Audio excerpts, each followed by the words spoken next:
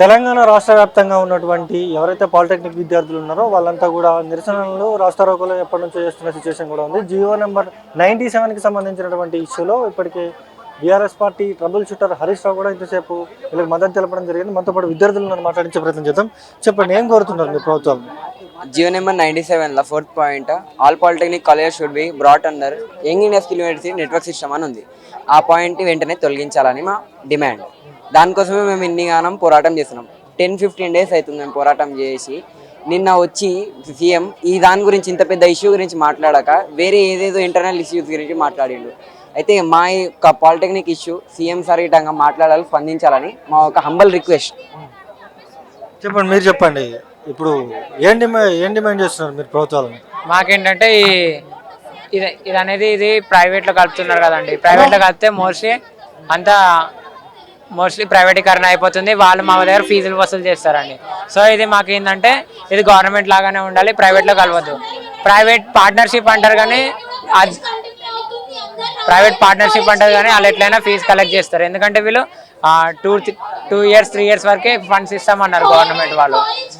Clear ఒక జీవోలో మాకు ఇచ్చిన జీవోలో కరెక్ట్ మెన్షన్ చేసిన సెక్షన్ ప్రకారంగా చెప్తాం. మాకు సెక్షన్ నెంబర్ 44 ప్రకారంగా మమ్మల్ని మాకున్న అసెట్స్ ని మాకున్న ఇన్ఫ్రాస్ట్రక్చర్ ని వాళ్ళు అమ్మేయడానికి వీలుందని సెక్షన్ నెంబర్ 47 క్లియర్ గా మెన్షన్ చేసి ఉన్నది. అంతేందుకు మాకు ఫ్యాకల్టీ గురించి చెప్తారుగా, మాకు ఇచ్చిన ఫ్యాకల్టీస్ ప్రకారం సెక్షన్ నెంబర్ 35 క్లియర్ గా మెన్షన్ చేసి ఉన్నది. వాళ్ళకి ఇచ్చిన షార్ట్ టర్మ్ అంటే వాళ్ళకి ఇష్టం ఉన్నటువంటి లెక్చరర్స్ ని, వాళ్ళకి ఇష్టం ఉన్నటువంటి టీచర్స్ ని పెట్టుకోవడానికి వాళ్ళకి పర్మిషన్ ఉంది. వాళ్ళకు ఎక్స్పీరియన్స్ ఉంటుంది. వాళ్ళకు 3 months 4 months 10 years వాళ్ళు అట్లా పెడితే మేమేం చేయాలా? ఇప్పుడు అంతా అంటున్నారు కదా, సెక్షన్ నెంబర్ 47 ఏమని రాసినది, వాళ్ళకి ఇష్టం ఉన్నప్పుడు వాళ్ళు ఏమంటారు, వాళ్ళు 2 years తర్వాత మాకు లాస్ వస్తే 2% లాస్ మేము పెట్టిన తర్వాత 2% లాస్ వస్తే డైరెక్ట్ వాళ్ళు తొలగిపోవచ్చు అని రాస్తున్నది. కాబట్టి మేము ఇంత ఫేవర్ అయినప్పుడు ఈ శక్తి అనే స్కీమ్ ఎందుకు పెట్టాలా? ఏం అవసరం? అంతా మనం పెట్టాల్సిన అవసరం ఏమున్నది? మీకేమొస్తుంది దాని ద్వారా? అండ్ మేము గవర్నమెంట్ ప్రశ్నిస్తున్నాం, మీకేమొస్తుంది దాని ద్వారా? మీకు అంత వచ్చేది ఉంటే మరి మీకు ఎస్బిఐ నుంచి మీ గవర్నమెంట్ నుంచి మన గవర్నమెంట్ నుంచి పెట్టండి.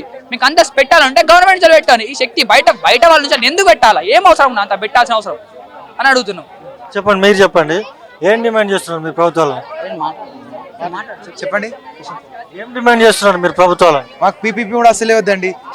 శక్తిలో శక్తి స్కీమ్ ఒకటి అసలే వద్దు. దాని కింద యంగ్ ఇండియా స్కిల్ యూనివర్సిటీ కూడా అసలే వద్దు. యంగ్ ఇండియా స్కిల్ యూనివర్సిటీ ఒక ఏఐసిటీ అప్రూవల్ అండి, ప్రైవేట్ కంపెనీ. ఇప్పుడు దానివల్ల మేము యంగ్ ఇండియా స్కిల్ యూనివర్సిటీ చదివితే కూడా మాకు వచ్చే సర్టిఫికేట్ ఒక గవర్నమెంట్ రికగ్నిషన్ రాని గవర్నమెంట్ సర్టిఫికేట్ వస్తుంది. ఇప్పుడు వాళ్ళు ఒకవేళ మాకు బీటెక్ లాటరల్ ఎంట్రీ ఇచ్చినా కానీ బీటెక్ లాటరల్ ఎంట్రీకి ఎవరు ఎలిజిబుల్ అంటే ఏఐసిటీ అప్రూవల్ ఉన్న సర్టిఫికేట్స్ ఉన్న 3 years కోర్స్ కంప్లీట్ చేసిన వాళ్ళే బీటెక్ లాటరల్ ఎంట్రీకి ఎలిజిబుల్. సో ఇప్పుడు వాళ్ళు మాకు ఆల్రెడీ ఇప్పుడు ఒక బీటెక్ లాటరల్ ఎంట్రీ ఇచ్చినా కూడా మాకు ఎలిజిబుల్ కాము. ఏఐసిటీ అప్రూవల్ సర్టిఫికేట్ అసలు వ్యాలిడ్ కాదు. దానికి అసలు ఎలాంటి యంగ్ ఇండియా స్కిల్ యూనివర్సిటీకి అనేది ఎలాంటి ఏఐసిటీ అప్రూవల్ లేదు. సో వాళ్ళు అది పీపీ మోడ్ కింద ఉంది. సో పీపీ మోడ్ కింద ఉండడం మాకు చాలా నష్టంగా ఉంది. అండ్ మా ల్యాండ్స్ అనేది మా అన్ని ఒక గవర్నమెంట్ ప్రైవేట్ వాళ్ళకి మూవ్ అవుతాయి. పాలిటెక్నిక్ కాలేజెస్ నుంచి మొత్తం ఇవన్నీ ల్యాండ్స్ అవన్నీ ల్యాండ్స్ అన్ని మొత్తం గవర్నమెంట్ నుంచి ప్రైవేట్కి మారుస్తారు. మార్చినప్పుడు మళ్ళీ మాకు అవి ఇబ్బంది అవుతాయి. తీసుకెళ్ళి ఎప్పుడు అమ్ముకోవడం, ఎప్పుడు ఏం చేస్తారో తెలియదు. దాని గురించి మాకు గవర్నమెంట్ సెక్షన్ 38లో క్లియర్ మెన్షన్ చేసిన జియో నెంబర్లో ఏంటంటే గవర్నమెంట్ వాళ్ళు మా ల్యాండ్స్ ని, మా ప్రాపర్టీస్ ని వాళ్ళకి నచ్చిన విధంగా అమ్ముకోవచ్చు. గవర్నమెంట్ బ్యాంకులు ఎలా అయినా పెట్టుకోవచ్చు, వాళ్ళకి ఇష్టం వచ్చినట్టు ఏమైనా చేసుకోవచ్చు. సో దీన్ని బట్టి మా ల్యాండ్స్, మా ప్రాపర్టీస్, మా అసెట్స్ కి ఎలాంటి సేఫ్టీ అనేది లేదు. ఇదే మా మెయిన్ డిమాండ్. మనతో పాటు కొంతమంది విద్యార్థులను మాట్లాడించే ప్రయత్నం చేద్దాం. చెప్పండి, ఏం కోరుతున్నారు మీ ప్రభుత్వం? మా ప్రభుత్వం నుంచి మా ఐడెంటిటీ కోసం మా డిప్లొమా డెవలప్మెంట్ అండ్ మా డిప్లొమా రికగ్నిషన్ ఎస్బిటెట్ ఇప్పుడున్న ఎస్బిటెట్ ఇప్పుడు ఎగ్జిస్టింగ్ ఉన్న ఎస్బిటెట్ మాకు కావాలి. అండ్ దెన్ ఈ యూనివర్సిటీ డెవలప్మెంట్ అనేది మేము కావాలని చేయట్లేదు. మా హైయర్ స్టడీస్, మా ఎంప్లాయ్మెంట్ స్కిల్స్ అనేవి and job opportunities and some other ఉంటాయి కదా, అవి మాకు ఇబ్బంది అవుతామని మేము దానికి చేస్తున్నాం. మేము ఏదో అపోజ్ చేయడం కానీ చేయట్లేదు. అండ్ మెయిన్ ఇది ఈ స్కీమ్ అనేది పీపీపీలో ఉంది. పీపీపీ ప్రొవిజన్లో ట్రాన్స్ఫర్లో మేనేజ్మెంట్ ట్రాన్స్ఫర్లో ఉంది. క్రిమినల్ వేస్టేజ్లు అంటూ కూడా ముఖ్యమంత్రి మాట్లాడిండు, ఎట్లా చూస్తారు అది? అర్థం కాదు. క్రిమినల్ వేస్టేజ్లు అంటూ మాట్లాడు క్రిమినల్ అట్లా మాట్లాడడం తప్పు రేవంత్ సార్. ఎంతైనా సరే మాకు మా ఓన్ ఐడెంటిటీ మాకు కావాలి, మా డిప్లొమా రికగ్నిషన్ మాకు కావాలి, అండ్ ఎస్బిటెట్ని మాకు ఉంచాలి, మా ఓన్ స్ట్రెంగ్త్ మాకు కావాలి. మేము వేరే ఏ ప్రైవేట్ దాంట్లో కూడా మేము చేరాలని కోరుకుంటాం. మరికొంతమంది విద్యార్థులు ఉన్నారు, మాట్లాడించే ప్రయత్నం చేద్దాం. చెప్పండి, ఎట్లా చూస్తారు క్రిమినల్ వేస్టేజ్లు అంటూ కూడా ముఖ్యమంత్రి మాట్లాడుతున్నారు, ఎట్లా చూస్తారు? క్రిమినల్ వేస్ట్ అనేసి అన్నారు గతంలో. క్రిమినల్ వేస్ట్ ఎవరు sir? Diploma students criminal waste. మీరు కూడా డిప్లొమా చదివే కదా అంత పొజిషన్కి వెళ్ళింది, అంత పెద్ద పొజిషన్కి మీరు కూడా డిప్లొమా చదివే కదా. అయితే మేము క్రిమినల్ వేస్ట్ అయితే మేము క్రిమినల్స్ అయితే మీరు కూడా క్రిమినల్సే కదా సార్ అయ్యేది. మేము గత 10 days నుంచి ప్రొటెస్ట్ అనేది చేస్తున్నాము, కానీ కాంగ్రెస్ ప్రభుత్వం నుంచి ఒక స్పందన కూడా రావట్లేదు. అండ్ సీఎం సార్కి మేము ఏం అడుగుతున్నాం అంటే, మిమ్మల్ని మేము ఆస్తులు అడుగుతలేము, మేము భూములు అడుగుతలేము, మేమేం అడుగుతాం, జస్ట్ మా రైట్స్ మాకు కావాలి. ఇప్పుడు ఏదైతే డిప్లొమా కోర్స్ ఉందో అది కంటిన్యూ చేయాలని అడుగుతున్నాము. వీటిలో మళ్ళీ మైనర్ల మీద లాఠీ చార్జెస్ ఎందుకు చేస్తున్నారు అని అంటే, దానికి మళ్ళీ మమ్మల్ని బెదిరిస్తున్నారు. ఇంకా ఒక 10 days ఏమో అవుతుంది సార్. అప్పటి నుంచి మేము చేస్తూనే ఉన్నాం, కానీ ఒక స్పందన కూడా రావట్లేదు. మంత్రి వివేక్ గారు ఏమని చెప్పారు అని అంటే, బీటెక్లో మీకు లాటరల్ ఎంట్రీస్ ఇస్తాం, డిప్లొమా కోర్స్ కంటిన్యూ చేస్తాము అని అంటున్నారు. మీరు అవును సార్ చెప్పారు, కరెక్టే, మేము దానికి ఒప్పందం చేసుకుంటాం. కానీ మీరు డాక్యుమెంట్ ప్రూఫ్స్ ఏవి లేవు, డాక్యుమెంట్లో ఏది మాకు చెప్పలేరు. అండ్ మీరు ఇప్పుడు ఇంకొక 2 years రూలింగ్ పార్టీలో ఉంటారు. దాని తర్వాత వచ్చే గవర్నమెంట్ ఇది ఇంకా కంటిన్యూ చేసేదని చెప్పలేం. వాళ్ళ ఫీజులు అండ్ మళ్ళా జీవో 97లో 3rd పాయింట్లోనో 2nd పాయింట్లోనో సార్ ఫీజులు పెంచుతాము, మా ఇష్టం వచ్చినంత ఫీజులు పెంచామంట. మీరు ఇష్టం వచ్చినంత ఫీజులు పెంచుకుంటా పోతే మధ్యతరగతి కుటుంబం వాళ్ళు ఎట్లా ఫీజులు కడతాం అనుకుంటున్నారు? మేము మధ్యతరగతి కుటుంబం నుంచి వచ్చినాం కాబట్టి డిప్లొమా కోర్స్ ఎంచుకున్నాం సార్. ఫీజులు మా ఇష్టానుసారంగా పెంచుకుంటూ వెళ్ళిపోతాము, మా ఇష్టం, అది మా ఇష్ట రాజ్యం అన్నట్టు అంటున్నారు. మరి నెక్స్ట్ మీరు వెళ్ళిపోయినాక అదే సేమ్ ఇలాగానే ఉంటారని మాకైతే ఏం క్లారిటీ లేదు కదా సార్. అందుకే మేము స్టూడెంట్స్ అందరి నుంచి ఒకటే రిక్వెస్ట్ సార్, జీవో 97ని రద్దు చేయండి.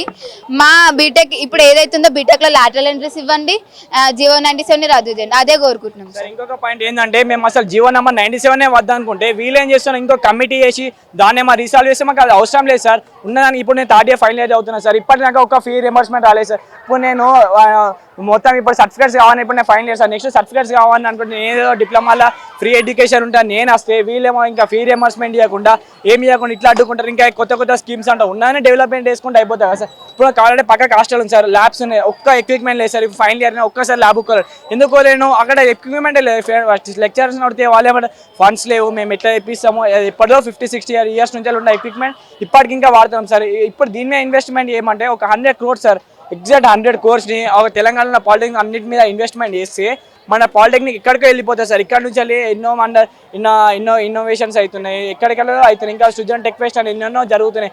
అక్కడ మన స్కిల్స్ ఎంతో మంది ఏదేదో ఇన్వెన్షన్ చేస్తున్నారు. అక్కడ మీరు అబ్జర్వ్ చేయండి సార్, అంతే తప్పించి ఏదేదో ప్రైవేట్ యూనివర్సిటీ ఇంకా కావాలంటే మీరు ఒక్కసారి వెబ్సైట్ ఓపెన్ చేసుకొని చూసుకోండి సార్. అక్కడ ఏం చెప్తున్నారంటే starting course of 3 months for 30,000. ఇప్పుడే 30,000 3 monthsకి జరుగుతుంది. మాకు ఇంకా 3 years డిప్లొమా కూడా అంతే 30,000 కూడా పట్టేది సార్. దీనికే ఫస్ట్ స్టార్టింగ్ ఎంత పైసలు పెడుతుంటే రాను ఇంకా మొత్తం అలా హ్యాండ్ ఓవర్కి వెళ్ళినాక ఇంకెంత ఉంటుంది అనుకుంటాం. ఇది మేమైతే ఖండిస్తున్నాం సార్. మరికొంతమంది విద్యార్థులను మాట్లాడించే ప్రయత్నం చేద్దాం. చెప్పండి, క్రిమినల్ వేస్టేజ్లు అంటూ కూడా సీఎం రేవంత్ రెడ్డి మాట్లాడుతూ ఉన్నారు, ఎట్లా చూస్తారు ఇది? సార్, క్రిమినల్ వేస్ట్ అనేది మాకు అనడం సీఎం సార్ ఇది తప్పు సార్. ఎందుకంటే ఒక బేసిక్ ఇంజనీరింగ్ స్టూడెంట్స్ని పట్టుకొని క్రిమినల్ వేస్ట్ అనడం చాలా పెద్ద తప్పు. అదేవిధంగా మాకు క్రిమినల్ వేస్ట్ అనకుండా ఒక బేసిక్ ఇంజనీరింగ్ స్టూడెంట్స్ని పట్టుకొని లేబర్ కిందిగా స్కిల్స్ యూనివర్సిటీగా మార్చుదామని చూస్తారు సార్. అసలు ఒక బేసిక్ ఇంజనీరింగ్ స్టూడెంట్స్ని లేబర్స్ మార్చడం ఎందుకు? ఎవరో అంటే కొందరు మధ్యలోనే స్టడీస్ ఆగిపోయిన వాళ్ళని తర్వాత వాళ్ళని కొంతమంది ఊర్ల పొట్టి ఉండే స్టూడెంట్స్ని నిరుపేద విద్యార్థిని స్కిల్స్ నేర్పి వాళ్ళకి లేబర్ ట్రైనింగ్ ఇచ్చి వాళ్ళకి నేర్పియండి. కానీ ఒక ఐటీఐ వీటిని డిప్లొమా స్టూడెంట్స్లలో కలపకండి సార్.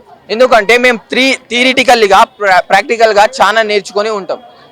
మేము నేర్చుకొని మా ఒక ఇంజనీరింగ్ చేయాలనే ఆశయంతో బయటికి వచ్చినాం ఈ డిప్లొమా మీడియంతో.